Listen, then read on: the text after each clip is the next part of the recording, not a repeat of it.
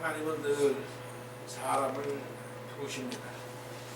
이 부르심의 그 사건, 아브라함을 부르시는 하나님, 또 모세를 부르시는 하나님, 또 바울을 부르시는 하나님, 또 베드로를 부르시는 하나님, 사건의 그 모든 그 내용이 다 거의 똑같습니다. 그 왜 부르시느냐? 부르심의 그 이유는 할 일이 있었기 때문에 부르셨다. 오늘 말씀에도 하나님께서 이사야를 부르시고 계십니다. 그 이사야를 부르시는데 이 땅에 할 일이 너무나 많이 있기 때문에 그렇다. 오늘 본문에도 그 상황은 어떤 상황이냐? 우시야 왕이 죽던 해에 라고 하는 그 말씀으로 시작을 합니다. 우시야 왕이 죽던 해가 어떤 때냐?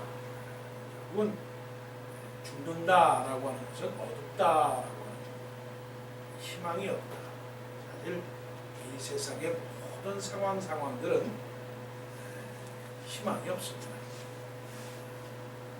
사실 희망은 없습니다. 이 세상에 정말 오해하지 않고 들으시면 좋겠습니다만은 이 세상에는 사실 길이 없어요. 문제는 문제를 낳고 또 나은 문제는 또 다른 문제를 낳고 한 사람을 죽이면 또 한 사람을 죽여야 돼요. 또 하나의 빵을 먹으면 또 하나의 빵을 먹어야 되고 그런 세상이 바로 이 세상입니다. 절망의 세대, 근심의 세대. 요즘 뭐 하도 경제학적으로 말하니까 불경기의 세대. 겨울의 날씨처럼 아주 꽁꽁 얼어붙은 그런 시대를 우리가 살고 있습니다. 어디를 가나 항상 문제입니다. 이럴 때 하나님께서 사람을 찾으신다는 것입니다. 이때에 찾으십니다. 그래서 고린도 전서에도 보게 되면 보라 지금은 은혜 받을 만한데요. 보라 지금은 구원의 날이로다. 하나님께서 지금 이 세상을 보내내기 위해서 지금 사람을 세우기를 원하시는 거죠. 사람들이 교회를 비판하고 성도를 비난합니다. 우리에게 빛이 없다. 우리에게 소금이 없다. 그럼에도 불구하고 우리는 이 세상에 해야 할 일이 있는 것입니다. 우리의 빛이 약하더라도 우리는 빛을 더 발해야 하고 믿는 사람들이 믿지 않는 사람들이 더 믿지 않으려고 강팍한다 할지라도 우리는 이것어야 하는 것입니다. 더 강하고 담대하게 이 세상을 향하여 일어나야 됩니다. 예수님은 제자들을 부르실 때에 나를 따라오너라 내가 너희로 사람을 낚는 어부가 되게 하리라. 내가 온 것은 인자에 온 것은 섬김을 받으려 함이 아니라 도리어 섬기려 하고 자기 목숨을 많은 사람의 대성물로 주려 함이니라. 분명히 그렇게 말씀하셨던 것처럼 하나님은 지금 사람을 부르시고 계십니다. 우리는 어떤 마음으로 이 세상을 살아가고 있습니까? 어떤 자세로 하나님 앞에 서 있습니까? 하나님의 목적은 지금 이 세상을 구원하려고 사람을 부르십니다. 이스라엘을 구원하려고 자기 택한 백성들에게 하나님의 말씀을 전하려고 이사야를 부르시고 계시는 그 하나님의 열정처럼 우리도 하나님 앞에서 하나님을 위하여 살겠습니다 라는 그 열정을 찾으시기를 바랍니다. 그 하나님의 부르심, 그러면 우리 하나님의 부르심에 우리는 어떻게 해야 하느냐? 먼저는 하나님의 그 영광된 모습을 바라보아야 됩니다. 그 하나님이 누구십니까? 자, 이사야가 바라본 그 하나님의 모습은 영광된 모습이다. 그 영광된 모습이라고 하는 것은 단순히 그냥 빛이 난다 라고 하는 그런 모습보다는 거룩한 모습.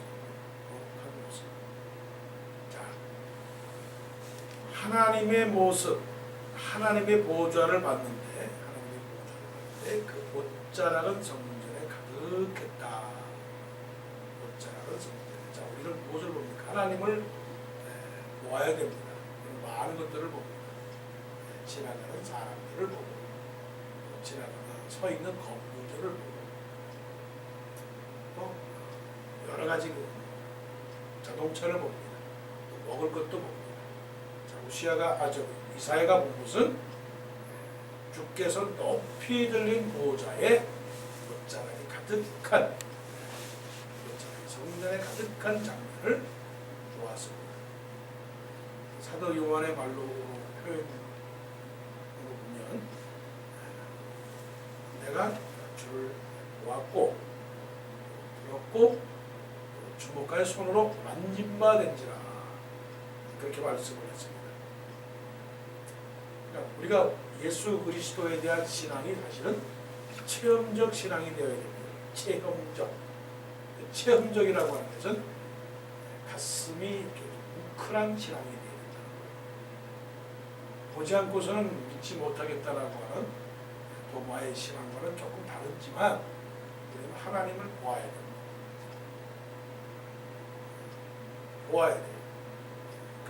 이 세상의 정욕과 안목의 정욕과 이생의 자랑, 그것을 보지 말고 우리의 육신의 눈으로 그걸 보지 말고 영의 눈을 떠서 하나님을 바라보아야 됩니다.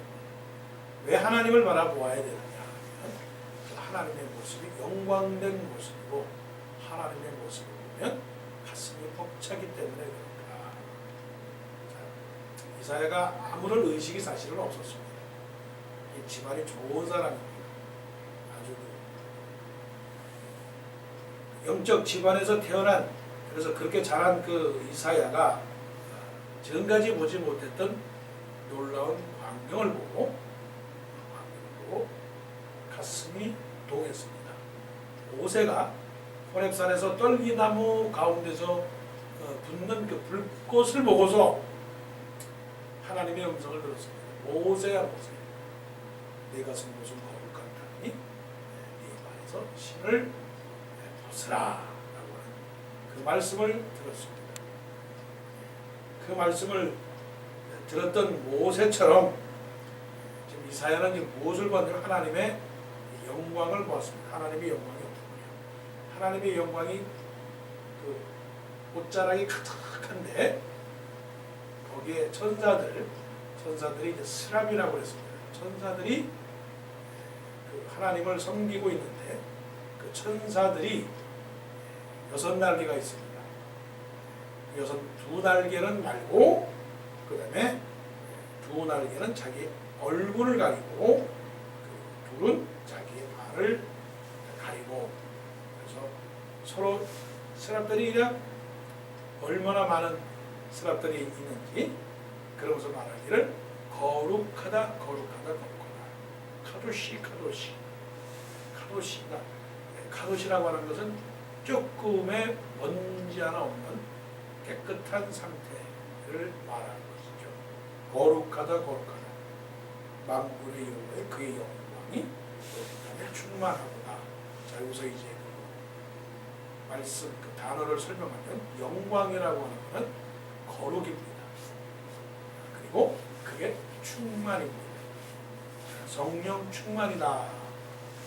그것은 하나님의 영광이 가득하고 그리고 거룩한 상태, 이것이 성령 충만입니다.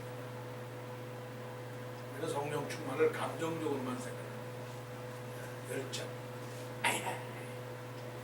충만하다. 물론 그것도 가능하죠. 사실은 그것도 그 이사야 저쪽 뒤에 이제 그 8절 보게 되면 누가 나를 위하여 일하러 갈 거라고 했을 때 이사야가 이제 그 말씀한 것처럼 사실은 용기 백배하고 담대하고 그것도 성령 충만의 증거입니다. 더 깊은 밑바닥에는 뭐가 있느냐? 하나님의 영광을 바라보고 자기의 심령이 거룩해지는 상태가 성령의 충만입니다. 당연하죠. 왜냐하면 하나님의 성령은 거룩하지 않습니까? 성령, 거룩한 하나님의 영이 내 안에 있는 그 세상의 영을 빼어내니까 그 빼어낸 그 내 영혼의 세계에 성령이 들어오니까 깨끗해지는 것은 당연한 것이죠. 그것이 바로 성령의 충만이다. 그 성령의 충만한 상태, 그때에 드디어 이제 이사야가 고백하는 그 고백의 장면, 이게 바로 이제 회심의 장면, 네 개의 장면이죠. 이거는 반드시 그 기독교 진리 가운데 있는 겁니다. 하나님을 보았다, 은혜를 받았다, 말씀을 보았다. 그럼 뭐가 일어나느냐? 이런 변화가 있는 겁니다. 그래서 기독교는 변화의 종교죠. 자, 5절. 그때 내가 말하되 뭐라고 말했습니까? 화로다라고 하는 것은 이제 끝이 났다. 별 볼 일 없다. 야, 내가 그동안 잘 살은 줄 알았는데, 야, 이거 참 하나님 앞에서 이렇게 미약한 존재가 되었구나 라고 그렇게 되었구나. 이제는 정말 하나님 앞에 섰으니까 너무 부끄럽구나. 이제 나는 망했다라고 하는 것은 나는 죽어도 마땅하다. 죽어도 마땅하다. 이 말씀 자체가 굉장히 그 은혜가 있는 말씀입니다. 지금까지 내가 선 줄 알았고, 지금까지 내가 의로운 줄 알았고, 지금까지 내가 가진 줄 알았고, 지금까지 내가 아는 줄 알았고, 지금까지 내가 하는 줄을 알았었는데 하나님의 영광된 모습, 그 거룩한 모습을 보니까 나라고 하는 존재는 나띵이에요. 나는 뭐냐 이거죠. 하나님 앞에서 나는 아무것도 아니다라고 하는 사실. 이것을 바람 앞에 먼지라고 얘기할까요? 바다 앞에 시냇물, 하늘 밑에 땅, 이렇게 비교할 수 있겠죠. 그러니까 하나님이 없이 살 때는 내가 뭔가 된 줄 알고 머리를 들었죠. 베드로도 마찬가지입니다. 예수님이 아닌 상태에서 자기가 그래도 갈릴리 바다에 그래도 호숫대감인 줄 알았는데 예수님께서 저 깊은 바다에 가서 그물을 들고 고기를 잡으라. 순종했더니 고기가 잡은 거예요. 깜짝 놀란 겁니다. 그러니까 자기가 깨달은 게 있습니다. 야, 내가 참 최고인 줄 알았더니 예수님 앞에 무릎 꿇습니다. 주여, 나를 떠나소서. 나를 떠나소서라고 하는 그런 똑같은 표현입니다. I am nothing. 머리를 들 수 없을 정도로 부끄럽고 부끄럽습니다. 이게 이제 누가복음 15장에 나오는 탕자 둘째 아들 탕자가 하는 말입니다. 품꾼의 하나로 서주소서. 나는 아들의 자격도 없습니다. 이런 표현입니다. 또 사도 바울도 예수님 만나서 나는 포행자의 빗방자요 외방자였다라고 고백하는 그 고백이 바로 이런 것입니다. 하나님의 영광을 보니까 그야말로 쿵 하고 그냥 자기가 떨어진 거예요. 떨어진 거. 이것을 진정한 자기 발견이라고 말하는 겁니다. 위대한 자기 발견. 이 발견이 없는 상태에서 인생을 시작하고 무엇을 한다라고 하는 것은 사상누각입니다. 되지도 못하고 되었다라고 말하고 깨닫지도 못하고 뭔가 세상에 머리를 드는 것은 아무것도 아니다는 것이죠. 그래서 나는 망하게 된 사람입니다. 나는 입술이 부정한 사람입니다. 이사야가 어떤 사람인지 아세요? 이사야는 시인입니다. 말을 많이 한 사람입니다. 시인이에요. 이사야 자체가 시예요. 그런데도 말하기를 나는 입이 부정한 사람이라는 겁니다. 이것은 여러 각도로 볼 수 있습니다. 적용으로. 내가 알고 있는 실력과 내가 알고 있는 기술과 내가 알고 있는 모든 분야에 있어서의 커리어는 아무것도 아닙니다. 그래서 하나님 앞에서 자기 자신이 아주 작아지는 것, 아주 작아지는 것. 사도 바울이 늘 고백했죠. 나는 여러 사도들 중에 지극히 작은 자라. 여러 사도들 중에 지극히 작은 자라. 내가 모든 사도들보다 더 많이 수고하였으나 이것이 내가 한 것이 아니요 하나님의 은혜로 된 것이 이게 이제 신앙의 가장 하나님이 원하시는 핵심이에요. 핵심. 이런 변화가 있어야 됩니다. 이것이 회개입니다. 그러니까 절절매고 있는 겁니다. 이절이 방황하고 있는 겁니다. 영혼의 고통이죠. 나는 왜 이런 사람일까? 사도 바울이 고통이었죠. 고통, 고민했던 것처럼 내 마음으로는 하나님의 법을 섬기는데 내 육신으로는 죄악의 법을 하는구나. 그냥 절절하게 벌벌 기는 겁니다. 이것이 우리 날마다 영혼의 고통입니다. 그래서 우리는 어떡합니까? 죽여주십시오. 용서해 주십시오. 살려주십시오. 다시 한번 일어나겠습니다. 나를 회복시켜 주옵소서. 그렇게 기도하는 것이죠. 그때에 그 천사 중에 하나가 젓가락으로 제단에서 숯불을 하나 탁 픽업을 해가지고 이사야 입에 살짝 갖다 댑니다. 이것이 하나님의 용서입니다. 하나님의 능력입니다.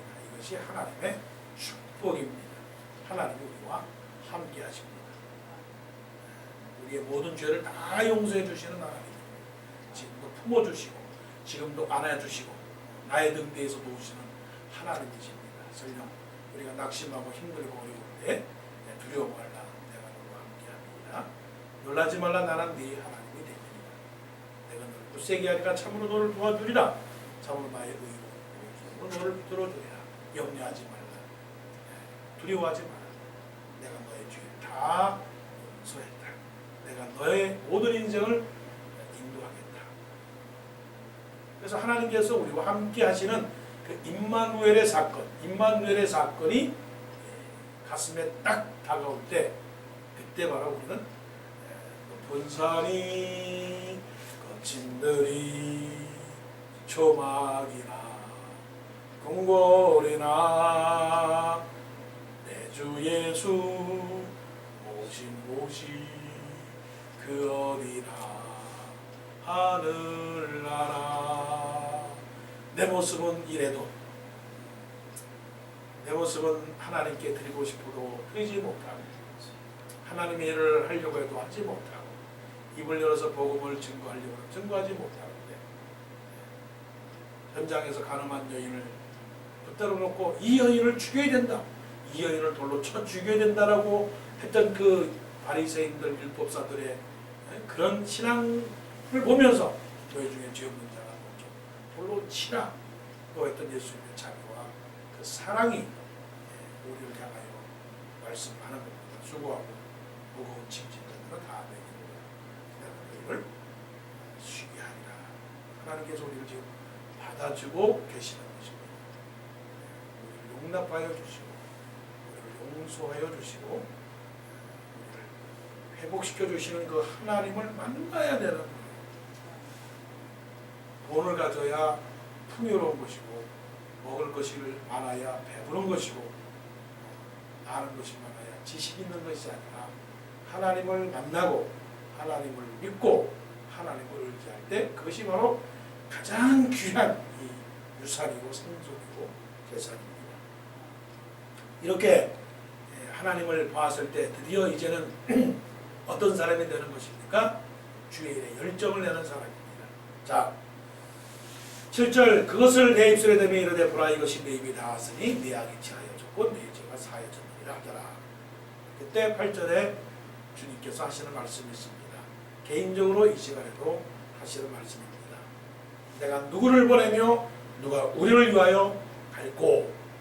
이 질문에 은혜 받지 않은 사람들은요, 목사님, 장모님, 많이 믿은 사람, 오래 교회 다니는 사람 이렇게 말합니다. 이걸 무책임이라고 말해요. 무관심이라고 말해요. 어떻게 보면 의식 없는 신앙이에요. 그냥 교회 다니는 사람, 그냥 책가방만 들고 학교 다니는 그런 사람이죠. 이 목소리를 못 듣는 사람이 많아요. 내가 누구를 보내면 누가 나를 위하여 갈고 했을 때에 청신을 안 합니다. 잘 안 들려요, 이 말이. 근데 이사야가 말합니다.